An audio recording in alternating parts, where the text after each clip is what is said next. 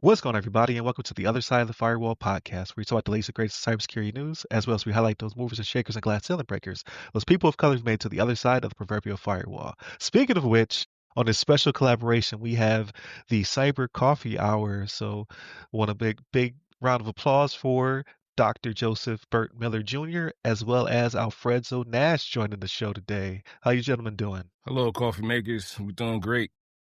I'm doing well. So Glad definitely, to be back with y'all.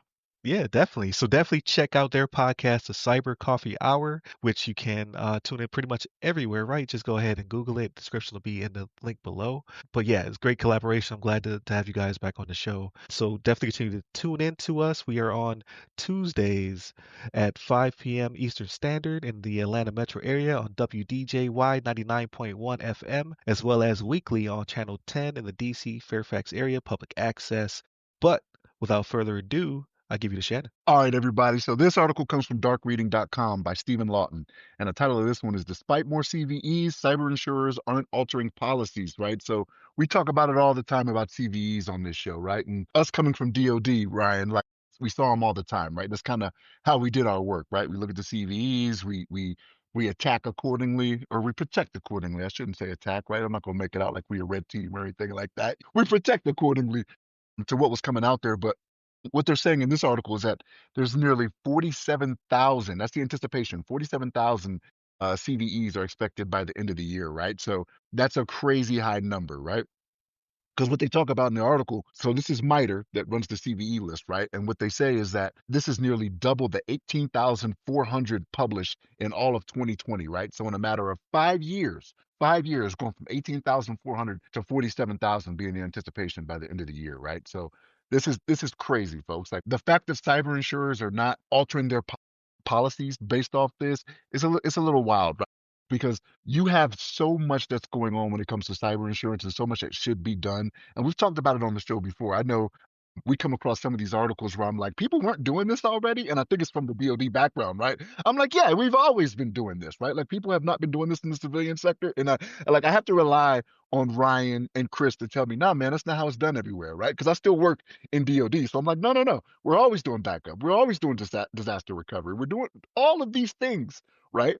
That I'm like, should have been done anyway. But the fact that these insurance companies are out there and what they're seeing is that people they're not even keeping up to the own policies that they signed up for, right? Like it's a contract between the insurer and the company to say, hey, this is what I'm going to do as long as you provide these services, or you're to provide these services, right? That's what's supposed to be done. And it's just not happening out there, man. But this is crazy, the amount of CVEs that are anticipated by the end of the year and how these cyber insurers, like this is gonna be a problem going forward, because I think because so much is going on when all the attacks that are going out there, that cybersecurity is going to become more relevant and more people are going to want to use it, but they're not going to want to do their part, right? They're not going to want to do their multi-factor authentication they're supposed to be doing, right? Like their disaster recovery, their things of that nature. But this is what the world is coming to, folks. Like 47,000 CVEs anticipated by the end of the year. That's a crazy high number. But Alfredo, man, what's your thoughts on this? Let's go. So I'm always a proponent of, yes, we tried to do it in the private sector, but there was no chargeback,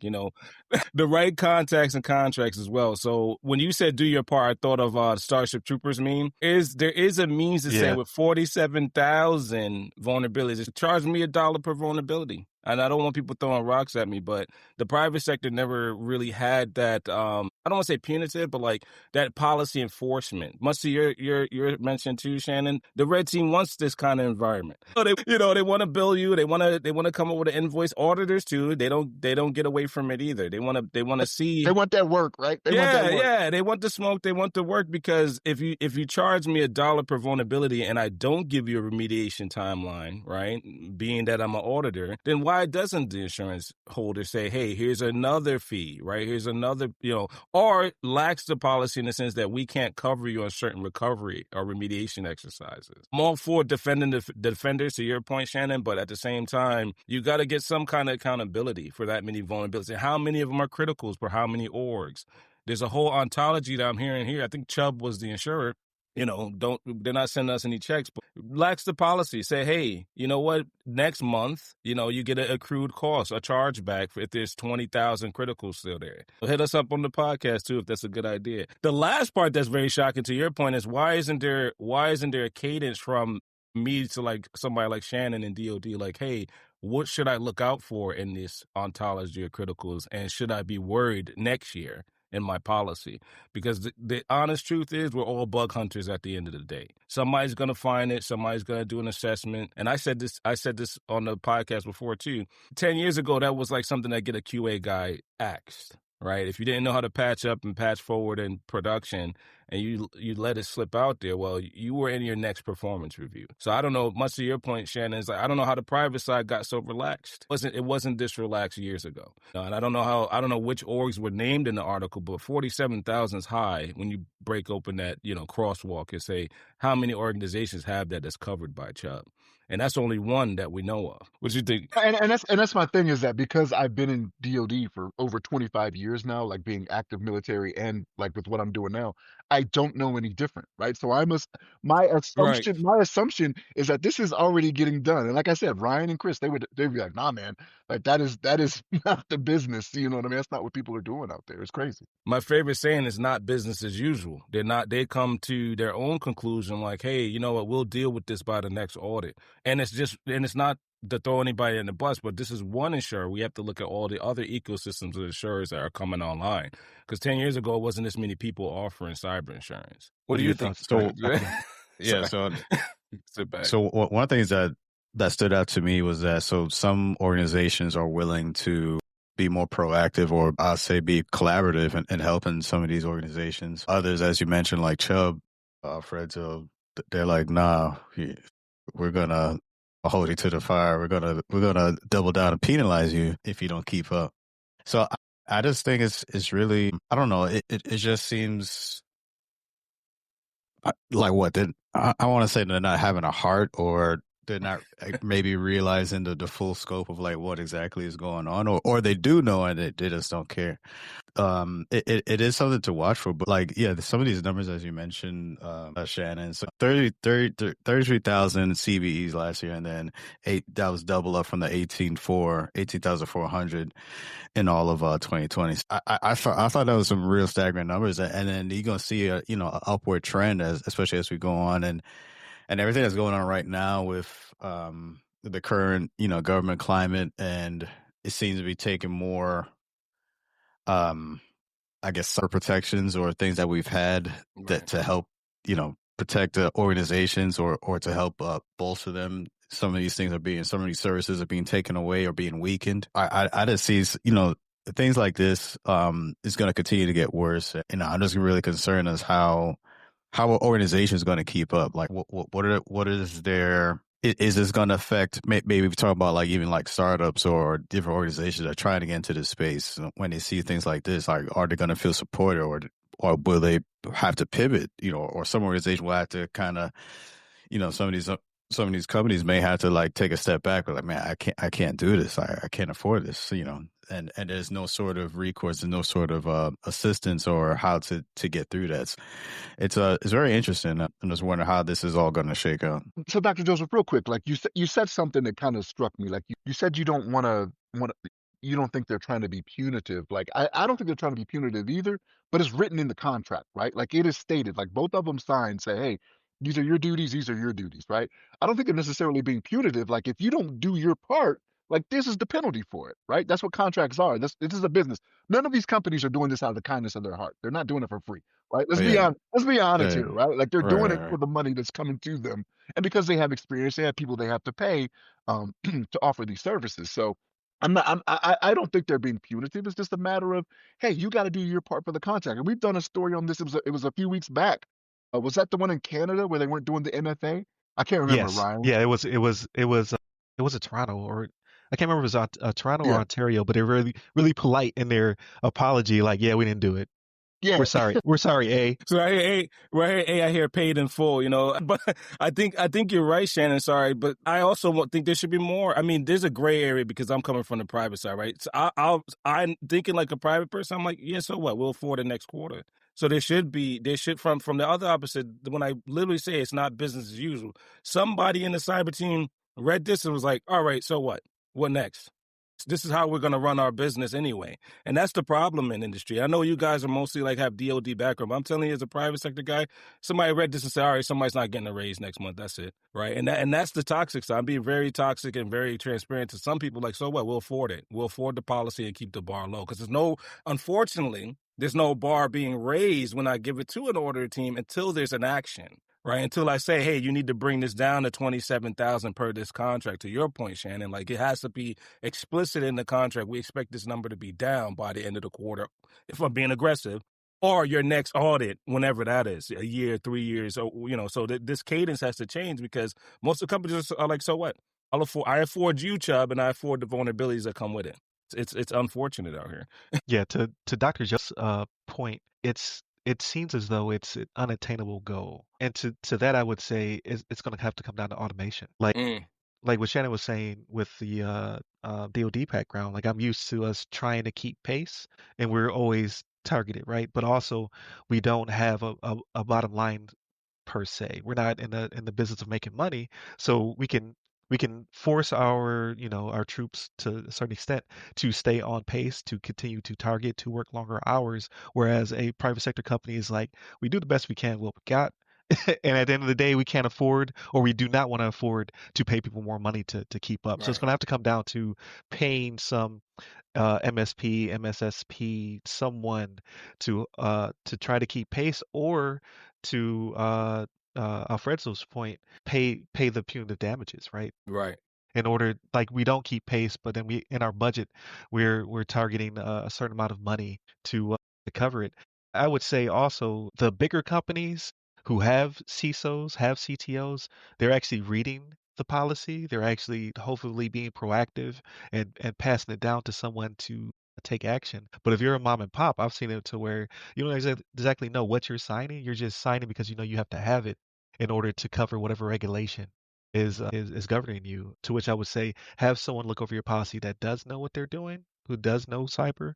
So the plug, right? Go to rampcyber.io to have your cyber insurance assessment done. Because at the end of the day, like if you signed up for these things, you did not take care of them, you're throwing your money into a pit, right? If you say you have MFA, if you say that you have a data at rest, data and protection in transit, and you do not have it, they're not going to pay out. And you've just been putting hundreds of dollars, thousands of dollars into a black hole for no apparent reason.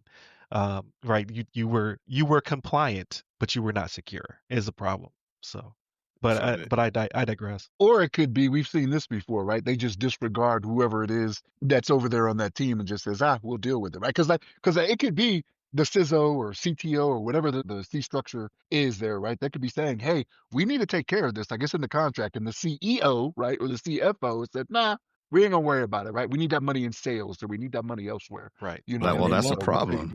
Oh, well, that's what I'm trying to say. And they won't hire. To your point, this internal and external hiring initiative. The people internal that are like it's not like with the troops, right? To the brunt of the person in the role right now, they're already overstaffed and over capacity. So then they'll make an excuse not to hire a cybersecurity architect, right, or not to hire a SOC analyst, right? And I'm on the violin a little bit, but it's from my own experiences. It's like, hey, you know what? Why did I get this coaching plan? Well, you brought up the vulnerabilities thing, and the other shortfall is that from the rumor mills, given the climate, they don't hire the person that can rapidly automate. Right? The automation thing is not easy. It's something that has to take kind of like a dual hat. Like you have to be a developer, a DevOps engineer, and a security engineer. So that's 3 people in one headcount, right? And sometimes when it does make it to that C-suite, they're like, you know what? There's a lot of noise. Maybe that person can be, reorged or separated from the group. Or to Ryan's point, they hired MSSP with 5 people, and then your role is eliminated. Unfortunately, but that's the writing on the wall that we're seeing, because we are still short-staffed in cybersecurity. We still have openings that people that are expected to do both, but there's a shortfall in not just people in process, but actual technical skills, right? So the technical skills to do both in any kind of vulnerability management solution is very high bar right now. And so do I afford the staff and the solution to automate, or do I just find a contractor that could do it for inside that CEO's, approved budget. And then to Dr. Joseph's point, horrific. It hasn't been going on for the full decade, but I noticed when the pressure to protect is on, like I said, the defenders, people are cutting short on their certain budgets, right? And that's on the private side. I don't know too much about the other side of the fence, but on the private side, people fall short of the expectation because they have to go through different headcounts, different approvals, different towers of leadership, right? When opposed to you guys have an org chart. Boom, the guy said get it done. We're gonna get it done next month. In the private side, it might be next quarter, depending on who we hire, how many solutions we have to unseat, how many contractors are already talking to you, and then we need 4 architects to get it done. Pounds because it is a technical debt. They're paying down a technical debt, which I hear here, and I said it at every employer, so I'm gonna call for that. That debt has to be paid down against the interest rate. The interest rate is there's a shortage of talent out here, and it's that rate keeps going up. The more of us that lose our job. No, absolutely. But yeah, so this could have been a discussion. Like this is a really good one.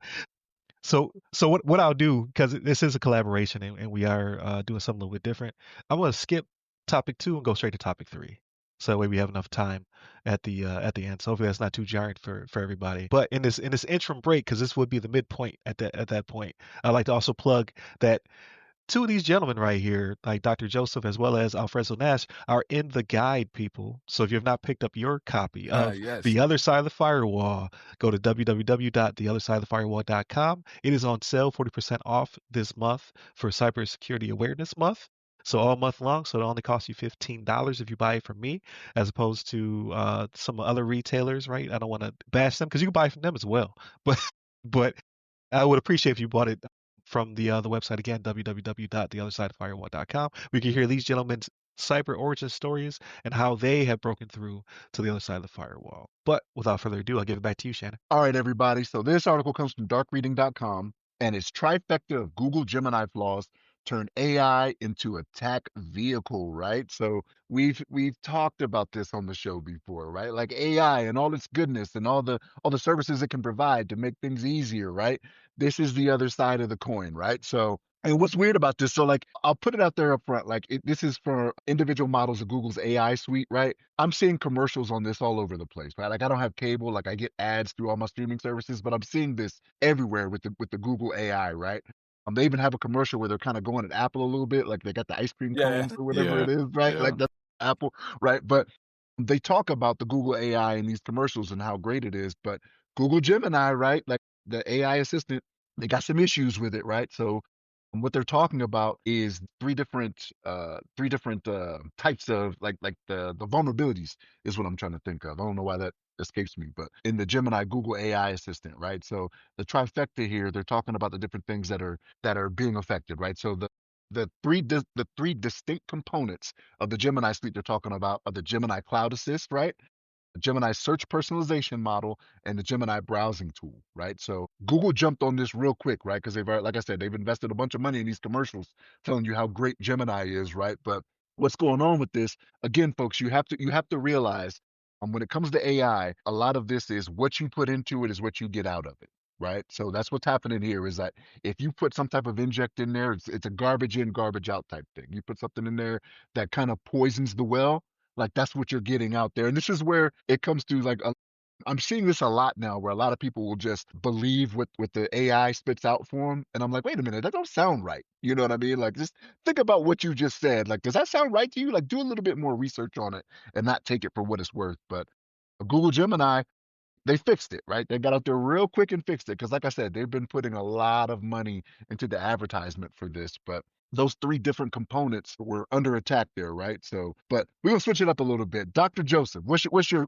thoughts on this? We're gonna switch the order here. Well, I think that's the danger with any technology, honestly, not just AI. Like anything that you're assigning an IP address to, you're widening that attack surface. So I don't think it's necessarily specific to AI. But I mean, of course, this topic right now, as we're talking about, that's what's the current buzz right now. A lot of people are looking for different solutions. They're doing all these different apps, everything like that, and turning their face into cartoons and all this stuff. One of the things is that, so when we're talking about, widening that attack surface, connecting. I think one of the biggest dangers, yes, as you mentioned, Shannon, you're using these different AI tools and you get any output, and you're not really doing that due diligence to really check and really double check and to ensure that these things are correct or what it's telling you is correct. For one, some folks are getting themselves in trouble because, so it's one thing if you're just using it for your personal use, but there's another thing if you're trying to use it to support like your professional use. So what I mean by that is some folks, maybe they're working on a report or something for work and they use an AI to help craft it or try to get some more information from it. Now with doing so, they may be feeding that tool, proprietary information or secrets, company secrets, so that way they can get specific information back. That is going to be that's a big problem, because especially from the intelligence community perspective, if you're sharing like classified information and you're feeding that tool because you're trying to, like I say, you may be working on some report or whatever the case is. Yes, you may have something that looks really great and you're able to send it to your supervisor and you look good, but now you just shared some very pertinent information that should not be shared outside of those skiff walls, and now you just put your whole organization at risk. So it's something that I think there's an education component or education piece that comes with this. Like, people need to know exactly, like, when you're sharing your information to these tools, they're not private. So there's someone else on the other end. There's some other organization on the other end of this receiving it, and they're using it for their advantage. And they're not going to ask you how to use it either. They're just going to, they're going to do with it what they will, especially if you're giving them some very juicy information too. That's what I mentioned about, classified information, things like that. You have to be very careful. I think there needs to be especially now, October, Cyber Awareness Month, there has to be an awareness component to this to let people know or really enforce the fact that when you're using these tools, no matter what it is, whether Perplexity, Gemini, what's the Microsoft one, Copilot, whatever, it doesn't matter. You have to be careful what you're sharing, even substitute information, so that way, and then you transcribe it to whatever you're using it for, but you have to be careful to not put your own respective organization at risk, and by doing so, you may put your own job at risk because you're sharing information that you shouldn't be sharing. Like I said, to me, I think it's just an education component that more people need to understand and realize that, doing this for one is not private, and you're putting yourself and your respective organization at risk. What's your thoughts, Alfredo? 100%. So I like to echo what Dr. Joseph said, but first I want to highlight, Tenable was on the ball. They, I used to have a beef with Tenable legitimately back in the day because they didn't hire me. Now I'm kind of saying kudos to Tenable, because if you look at the writing on the wall, they say Google Trifecta, like 3-in-1 oil, right? They put the oil on the squeaky wheel and it kind of exposed what Dr. Joseph is saying, the insider risk to insider threat that AI provides. And I know you guys said that on your show a couple times as well, because when you look at the urgency that Google had for this one opposed to other AI compromises in the industry, right? It's because Tenable found it, right? Tenable researchers are on the ball and they say, look, we do this for a living. These are vulnerabilities you should pay attention to, right? So shout out to them, because I'm wearing their hat from Reinforce.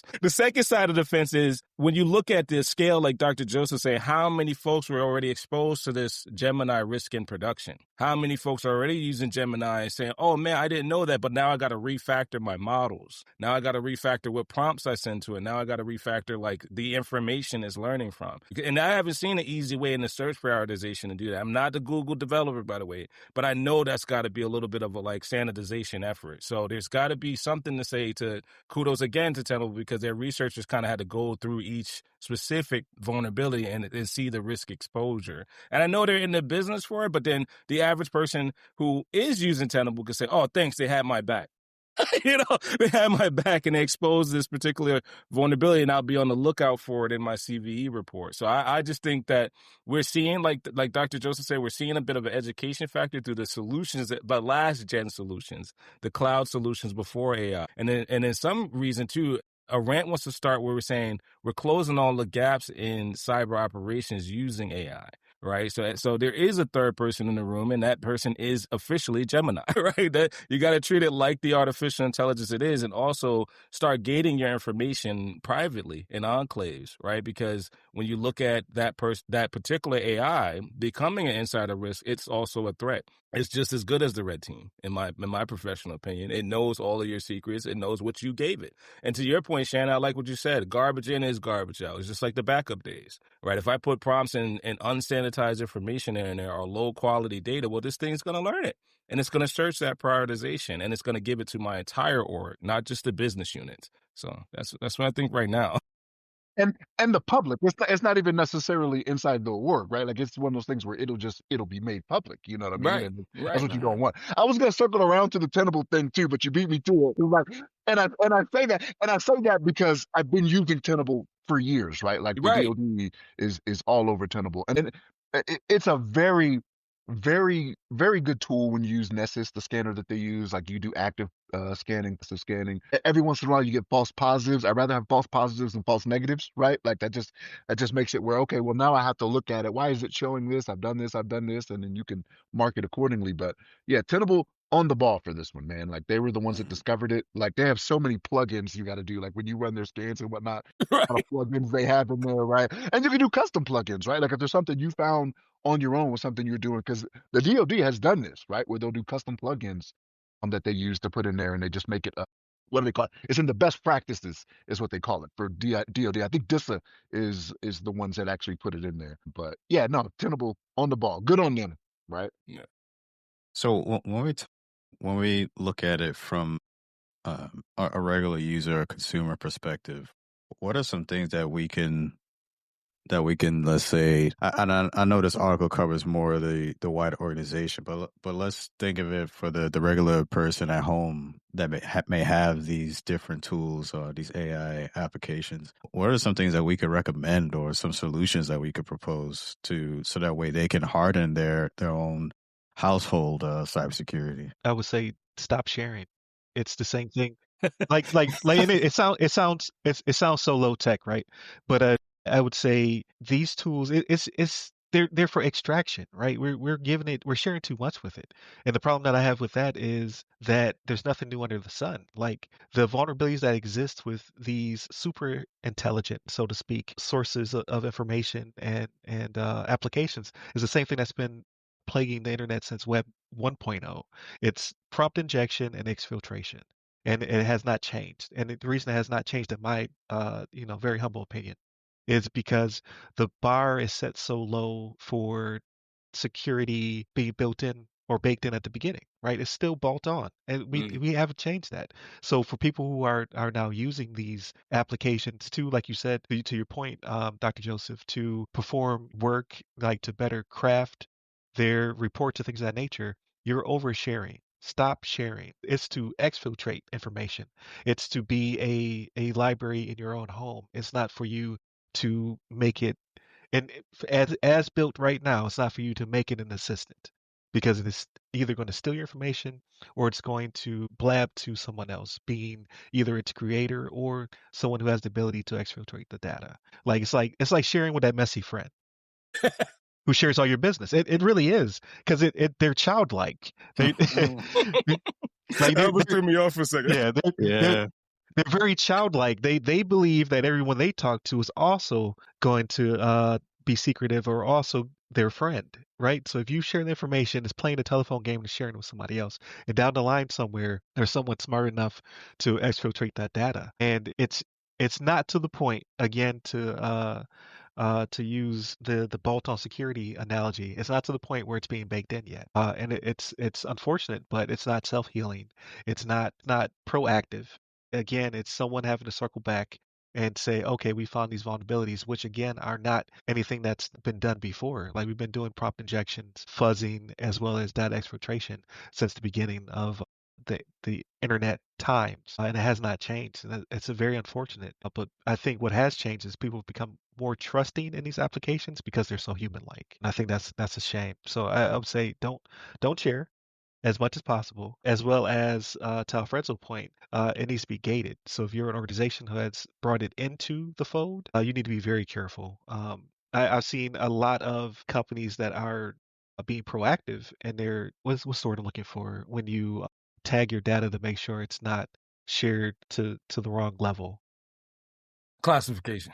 Yes, they're man, simple words today. But so they're classifying their data before they allow Copilot or Gemini or anyone else into the building, which is smart. But I've seen other organizations that are not as knowledgeable about AI before they bring it in. They're not doing that. They're doing it after the fact, and it's too late. Whatever that messy email that was shared in accounting is now part of a PowerPoint that is being used in asset management or somewhere else. Or you did not classify the data before you brought it in, and now all hell has broken loose versus the opposite where you take care to tag your data before bringing in your AI assistant. Yeah, 100% agree to Dr. Joseph and your point. First of all, you guys threw me off because I went on cyber coffee hour mode when Dr. Joseph asked the question. But on the other side of the fence, right, like you have to look at researching on my research. Don't trust that the AI knows how to secure that information and not share it publicly. Because to your point, it's by design shared with Google Gemini. It doesn't know how to share with Copilot and the other one I forgot right now until you tell it to, right? So when you tell it, hey, search ChatGPT, search Amazon Bedrock, search Copilot for a SOC alert, well, guess what? It winds up on Cybersecurity. To your point, the messy friend knows how to look at those ungated queries, those prompts, and fuzz it. Good point, Ryan, because my brain says, all right, well, where did it leak? And a lot of times in the private companies, they don't have the ontology to say this is a new technology that we have to secure, unlike the previous generation of cybersecurity, leading to the frameworks that are being adapted today. So shout out to OWASP, right? OWASP has a framework that says, look, lock it down this way, go through the top 10, just like we did for the last 20 years. But here's what you got to look at for in LLMs. Here's what you got to look at for gating those LLMs because they're learning like we do. They're learning like a SOC analyst, let's be honest. Then let's go back. Defend the defender. So some people that don't know how to classify the information, because again, private guys only know how to do that up to confidential or proprietary. They are built to share with the internet. So the reverse mindset is I have to classify it thoroughly, like to your point, Ryan, and also keep in the mindset that I share it business to business or institution to institution. So that's MITRE Atlas. They're saying, look, when you share it, don't share it with Copilot and everybody else outside the SOC. When you bring it back, bring it to this threat exchange, right? Because people like me, I'll be honest with you, the red teamers have it easy now. They have it a little easier than the last 20 years because you gave me all of the defensive information through your Copilot and Gemini. So now all I have to do is sit back and write another AI to do the gap analysis. Right, so all those gaps in the framework today that you shared have to be tightened up, not like the cloud and cyber before it. Now we are sharing it automatically in the private cloud, right, to the public cloud providers. And that's something that has been a challenge because all I have to do is look at where your DISA framework failed, or look at where CSF failed, or look at where NIST failed, and do the gap analysis and find the leaks. There are prompt poisonings, right? So we know to the fuzzing point, before I get to that point, I can poison your prompt and get what your SOC analyst did in the incident response report. That's never been like that in the last 10 to 15 years. So I think we have to combine what we just said with not oversharing, but also the gates and proper implementation of AI frameworks while they're in beta. Because right now, the technology doesn't exist where I can send another AI to defend me. Not yet. I was saying, to your point, like poisoning the well is a real thing. So you just have to be careful what you are reading and interpreting from it. And we were going to go into that as well this week, because there's an awesome peer-reviewed paper by Cornell University called Data Poisoning for In-Context Learning. So if you have not checked it out, you should definitely check it out. It could take as little as 250 documents to poison a $13 billion LLM, right? So it's ridiculous. But go ahead, Shannon. So I think because of the rush to incorporate AI as well, this is why some of this stuff is being overlooked, right? Like nobody wants to be late to the game and be like, okay, we jumped on this too late and now the competition has gotten a leg up on us, right? So in doing that, they're like, okay, let's get it out. We know it's out there. There's several ways to implement it. Let's make that happen. And they're not taking the steps they need to in the beginning, right? Whether it be better source verification even, right? For some of the stuff that's going in there, that's something that needs to be done as well, right? Because that is the whole garbage in, garbage out thing. Your sources shouldn't be like Reddit or Wikipedia, right? Like I could go in there and make changes there and make it whatever it is, right? Like Bellingcat and Cyberscoop, yeah, So, but yeah, no, it's this is real out there, folks. Like AI is here. It is not going anywhere. That genie is not going back in that bottle. It's what it is. We have to make do and try to make it as responsible, I should say, as responsible for us as it should be, right? Because it's eventually gonna have a mind of its own, right? There will come a point where it will make up lies about you, right? That's another one we've done. And then hallucinations. Yeah, they tell Wired magazine those lies. You don't want. I'm a huge fan, but I don't want to be in the looking at an AI that read my playbook, right? And decide to tell another editor like, this is what Alfredo does on the dark web. What? Never have I imagined the day where I have to fight something artificial, fight the reputation hit and the hallucination. Like, how late do you have to stay up night to miscite and fight someone's research, right? That we all know academically that's 24/7, right?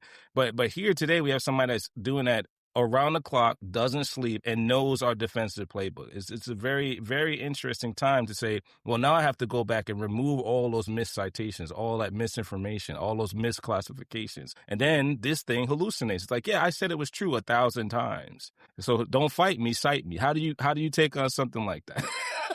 Or it will maliciously go after you if you try to shut it down. What was the one we had a few months ago? It tried to say the guy was having an affair. Was that what it was? Yeah, it in a closed environment, they found that more often than not, it will defend itself by fabricating lies, right? I don't need that getting out and me losing 50% of my stuff. That's what I need. I don't need to lose half of my stuff, right? It took me this long to get what I got. I'm comfortable where I'm at, right? Like, exactly. That's where you hit the nuke from orbit button. So one thing I kind of want to piggyback on what Shannon said when we talk about, a lot of these organizations, they're rushing to be first with their AI solution or implementation. I think one of the key word with doing all this is having responsible AI. So with that said, that doesn't necessarily equate to being first. I think you do have to take that time to ensure that the respective implementations are thorough. You're double checking the information that's being put, the data that's being used. You're ensuring you're getting the right people. Whether you have respective teams that are working on this for your organization or your company, you want to make sure you're taking the appropriate steps, because it can't backfire, come back to bite you and come back in a very negative way. Yes, you have some organizations. Yeah, yes, we're first, but it's like full of crap because you didn't take that time to really, like I said, really be thorough and double check everything. I spoken about this on another podcast earlier, and we're talking about responsible AI. The mindset shouldn't be to try to be first. That the mindset should be make sure it's correct. So with that said, it may take time, and that should be okay, because now you're gaining that trust from the public. They could trust your product, what you put out there, or even within your own organization, that knowing that, okay, what they doing right now, because like I said, everyone is using AI. No matter what you do, like you turn the TV, everyone have their different version of AI. You can't get away from it. So the main thing now is that, okay, is this AI implementation trustworthy? Can I use this? Am I okay going with this organization? Or even if you work in an organization where you're at, where the government and whatnot, do I feel comfortable enough to use this because I know they took the appropriate step to make sure that it was correct and it's preventing or being proactive to get in front of those things? We're talking about AI hallucinations, or making sure that the data is that we're not using classified information or information that should not be released out to the public or anything like that. Yeah. So to me, I think that's the biggest thing when it comes to this, that we're being responsible. We're taking our time. Honestly, if you see an organization that said we're first, I'll kind of steer away. I probably the other way, because I don't think they made all the appropriate. They took the appropriate safeguards before releasing. You treat it like a new vehicle, like when they change up, they do a like a remodel. You know what I mean? Like, that first iteration, I'm gonna pass on that. Same with the phones. You want to wait. I'm gonna watch Marcus Lee's review or Jerry Riggs everything first before I jump in a new Chevy. So why would I not do that with AI? Also, I gotta be in the gray a little bit, because I challenge the private side to also do continuous integration and delivery. Right? That should sound familiar. Like continuously red team the model. Shout out to Dreadnought.io. They don't owe me any coffee.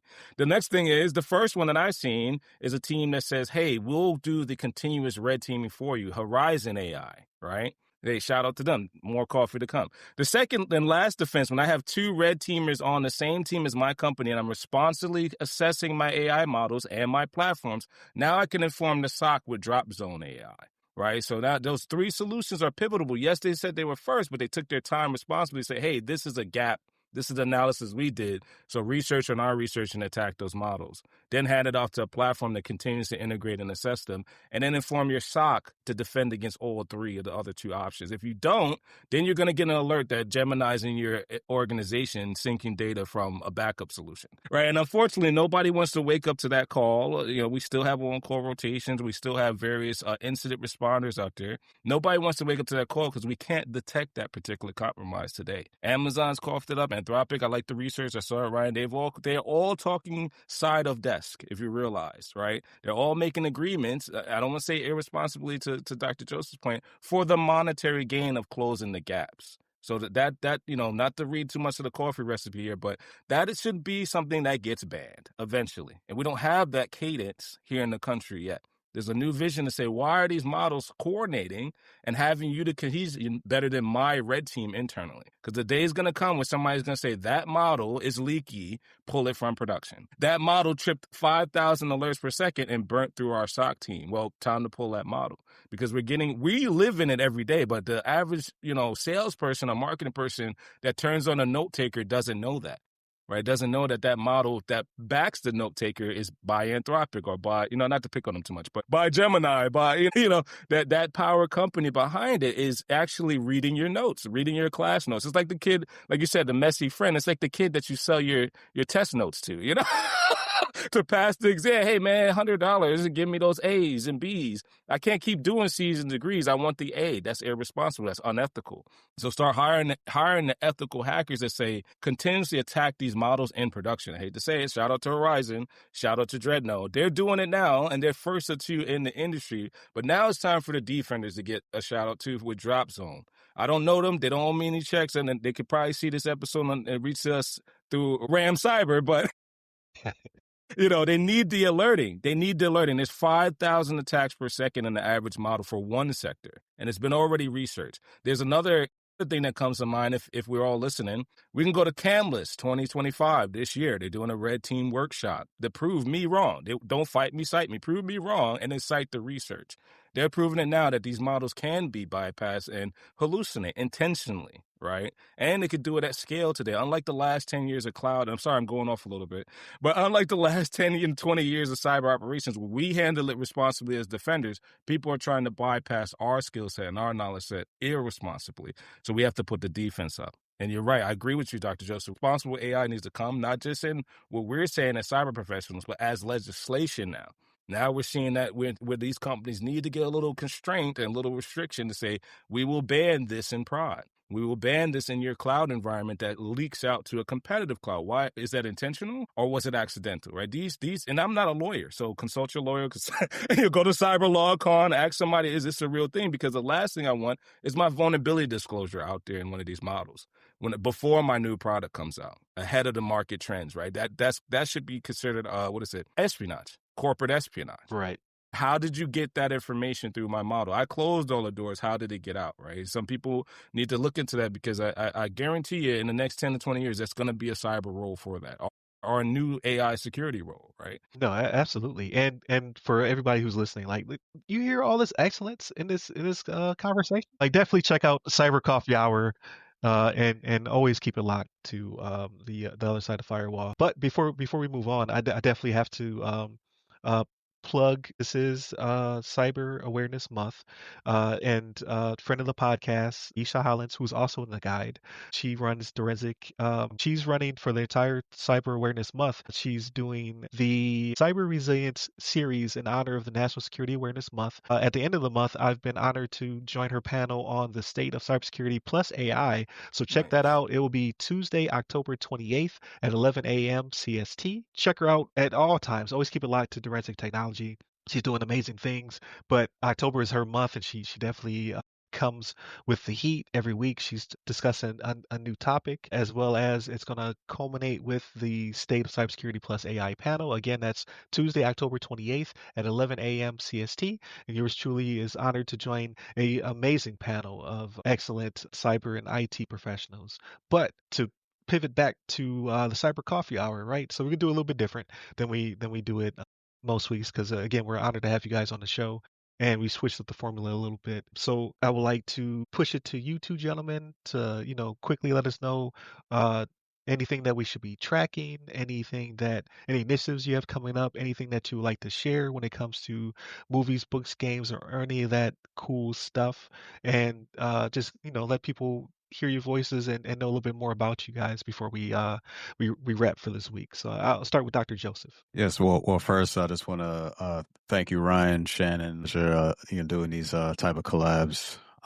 So again, just many thanks for having us on the show. So first, of course, you could always reach us at the Cyber Coffee Hour, on YouTube, and also pretty much anywhere you could read, find your podcast. We also have our link tree with everywhere that we're supported, so just look for us there. As far as I'd say for me, like right now, of course, I know folks very aware of what's going on in the current climate. I've been steadily watching the news to see if there's any change. I'd say, but outside of that, just try to keep my mind away from that. I've been heavily invested into the MLB postseason. I mean, my Yankees got knocked out, but I'm recovering. I will have to say I've pivoted very, very quickly to the NFL because the Giants, they showed me something. Jackson Dart, Scatterboo. I'm like, whoa. they showed me something. I did not think they were going to be just that good this year either, man. Like I thought that was mistakes. I did. Look, when we looked on the schedule and they saw they was playing Philly, I was like, oh, that's an L. Yeah. But no, they took it to them, man. They scored 5 touchdowns on them. So I was like, okay. So I'm looking forward to the Giants season this season. So just keep up with that, and also just stay studying, stay focused, making sure look for different initiatives, especially now. Of course, October is Cyber Awareness Month. It's always a great time. It's almost like this is our Christmas, so almost. You know what I'm saying? Like you see everyone posting out stuff and do all these different initiatives. So I think it's cool. I think it's at least that one time of the year. That one time of the year where everyone is really putting their best work out there, and it's really nice to see. So I just look forward to like future collaborations and things to get into. So so again, Zach, thank you. I love partnering and collaborating with you folks. And to be honest, like I think I look forward to additional collaboration. It's very energizing, and very informative to share across the podcast universe. As far as I'm going right now, I'm spread a little thin, to be real honest. I am a self-proclaimed nature guy. So right now I'm tracking the environmental effects of AI data centers in our wonderful state of Maryland. It's a big topic that I heard side of desk in my discovery in the natural environment. So I am a training master naturalist. Finally made it. I am tracking initiatives to basically there's an initiative, 5 Million Tree Initiative in Maryland. We go out there and we turn into squirrels. Even though we don't like them in cyber, squirrels are pretty essential personnel in nature. They actually help collect and populate and propagate some of the trees that we are cutting down for AI data centers and reforesting and stuff like that. So I'm kind of in the gray with my thought, but I bring all of my cyber brain there side of desk. But besides that, it is Battlefield 6 weekend for me. I'm a huge, I'm one of those guys that they talk about, like didn't pre-order. I wanted the content to be right. I got memes and stuff on Instagram. So this weekend, I'm going to do my setup to play Battlefield 6 and ensure that I get all of the accolades before Christmas. There you go. That makes sense. Also, aside of that, I do want to shout out everybody in the industry because it is a very hard time. I'm more proactive in the sense, like thinking like a wastelander, but I never seen it this way in the government layoffs and private side still going on. So I encourage everyone to like look into activity and generate some revenue for yourself while this is going on, because I haven't seen it like this. And there's a little bit of poverty trauma, but I haven't seen it like this since the recession. Right. So I know in our DMV area, no one's really acknowledging that, but I want to talk across the table that you do got to be aware of where your cyber presence could show up and generate income for yourself. So I'm doing that as well. When I go out into the community, people they are recognizing us, Dr. Joseph, like I said on our podcast. They're like, hey, we recognize your voice. Hey, do you have some great episodes 6 months ago? I'm like, well, are you tapped in? Are you subscribing? So I'm trying to work that arrangement out for us and try to organize this a little bit more throughout the third season. And last but not least, I am reading Sustainable City. Baltimore is actually one of two in the state of Maryland that is built as an eco region and subzone. So that's where my host site is. Any chance I get, I go to the city of Baltimore officials, to my Peace Park. Shout out to Still Meadow Peace Park out in Baltimore, and I train up. I train up to learn where we're going in carbon and other crises in the environment, and that's why I'm stretched thin, to be honest. That's awesome.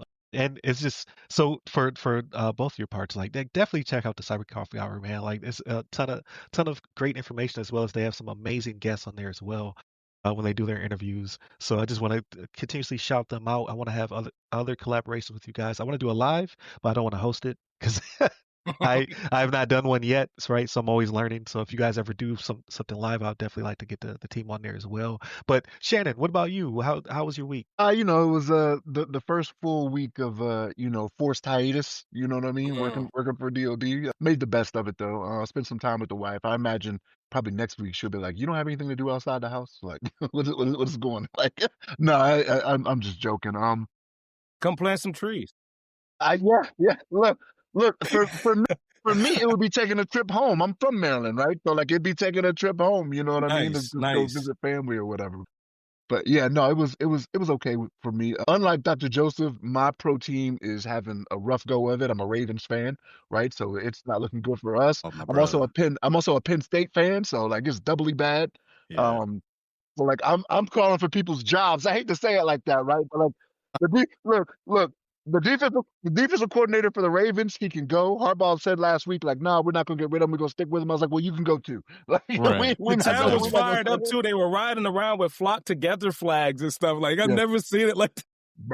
Bro. I said this last year because last year they had to bring in Dean Pease. He was a former DC. He was pretty much babysitting the defense with Zach Orr, right? And then we got it together. Like after week 11, it was like, bang, that's the Ravens defense we know, right?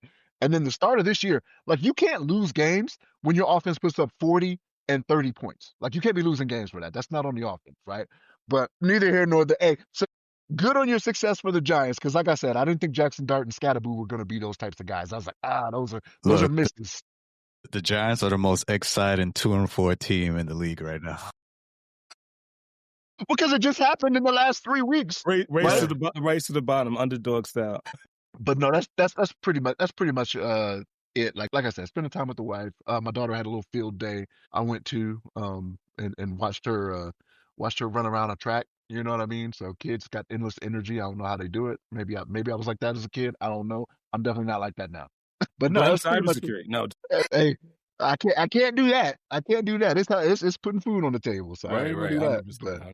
But that's pretty much it for me. What about you, Ryan? What's your week been like, man? Pretty quiet. So I'm a Bills fan, right? So we play the Falcons here on Monday. So if you have not peeped the rivalry, if you haven't picked up I'm going to plug the guide, right? So both Dr. Joseph and Alfredo are from the great state of New York as well, from Mount Vernon. So that's why they're Giants fans, right? From Buffalo, New York. No, so Bills fan. But we're not on schedule, right? So we played you guys in the preseason. You dusted us, right? Preseason was not where neither of our teams were necessarily firing all cylinders. So maybe we'll see you guys later on. Glorified practice. So. Yeah, pretty much. But you notice all the adversarial teams are birds, right? Like the this is very Eagles, true. Ravens. Right? And being in Ravens territory is rough.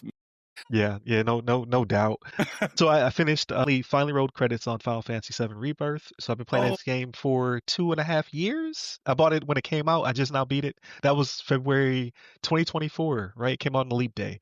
98 hours later. So it sounds like a lot of hours, but spread over almost 3 years, I don't feel so bad about myself.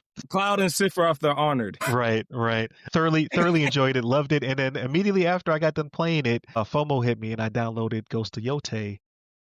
How's Exquisite. that? It's a masterpiece so far. Oh my God! Yeah, Don't tell. Oh my God! I'm I have to add that to the list now. Yeah, I'm almost 10 hours in, and that's saying a lot for me.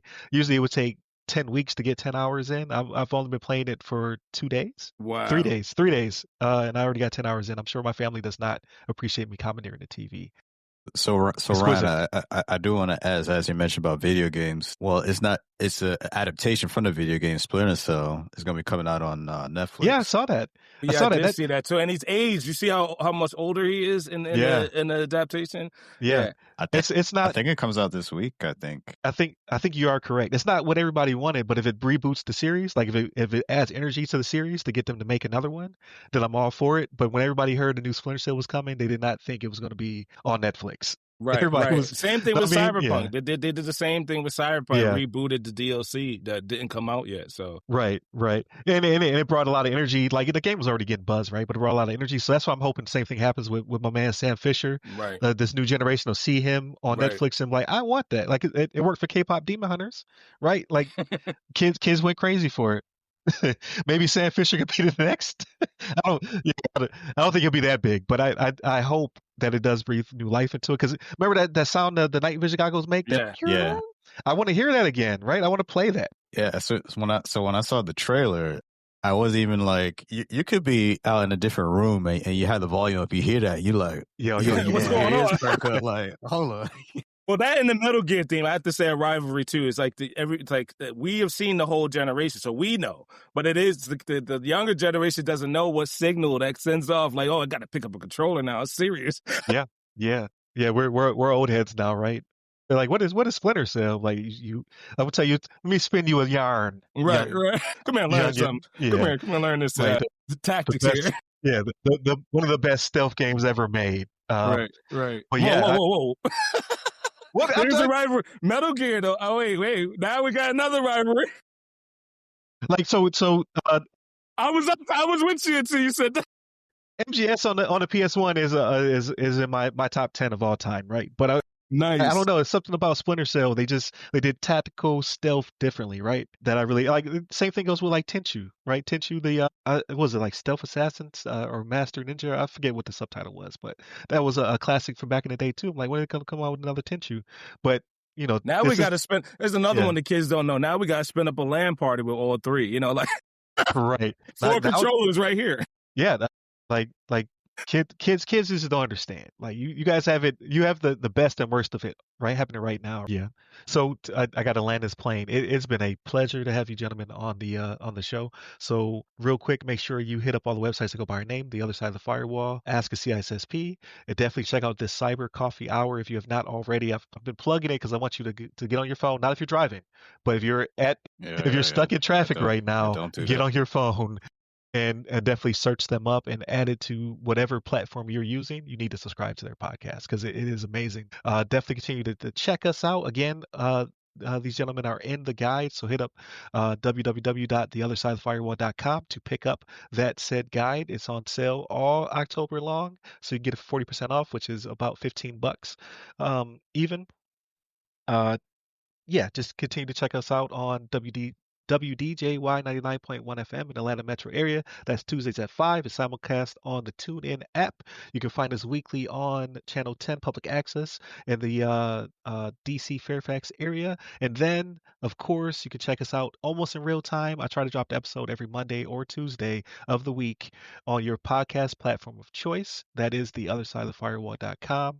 You can hit me up at RY Security Guy. That's RY Security Guy. You can find me pretty much everywhere. Or you can go to my personal branded website, RyanWilliamsSenior.com. That's www.RyanWilliamsSenior.com to check out all of my projects, to include services on RAM Cyber. And you, gentlemen, where can they find you, Alfredo? All right, so the first stop is going to be our various LinkedIn profiles. If you go and say hello to the coffee makers, you'll see our link tree and all of our socials for YouTube. And now we have a surprise drop for a Hall of Founders. Anyone that's been on the show that's offering services will be featured on our link tree. And then same on Spotify, Apple, and soon to come Amazon Amazon podcast as well. Amazon Music, excuse me. Awesome. And you, Dr. Joseph, anything to add? Yeah, no, yeah, you can find me on LinkedIn. Of course, yeah, find the Cyber Coffee Hour on LinkedIn as well. We do have some major releases coming through as we're syndicated through the Live Podcast Network. So just stay tuned for that. We do have some big things in store. But yeah, in the interim now, just to piggyback what Alfredo mentioned,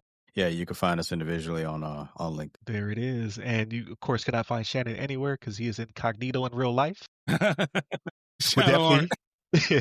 definitely continue to check us all out at our various platforms. Stay safe, stay secure.